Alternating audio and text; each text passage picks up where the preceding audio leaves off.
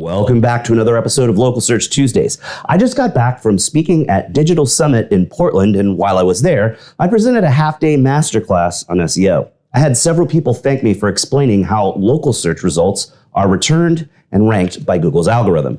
And I realized I hadn't ever covered that in a video before, so this week I'm explaining how it all works.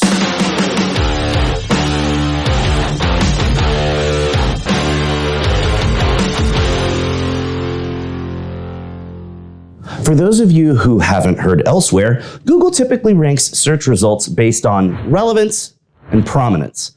But as I've mentioned before, Google's local algorithm is different and considers additional signals. Not only are signals different, results are ranked differently as well. With local searches, Google ranks local search results based on relevance, prominence, and proximity. Relevance is an easy one. Google basically asks, does the website have all of the attributes the searcher is looking for?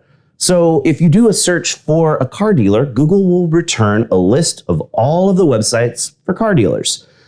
Google then ranks that list based on prominence. Using the various factors that the algorithm considers, that list of relevant sites is ranked based on which sites stand out from others on the list.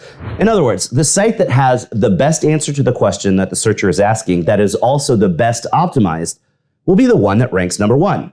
The second best site will be number two, and so on. Then, those results are also ranked based on proximity, how far the search results are from the person who's doing the search. Google knows your location when you're searching. If you're on a desktop computer, it uses your IP address.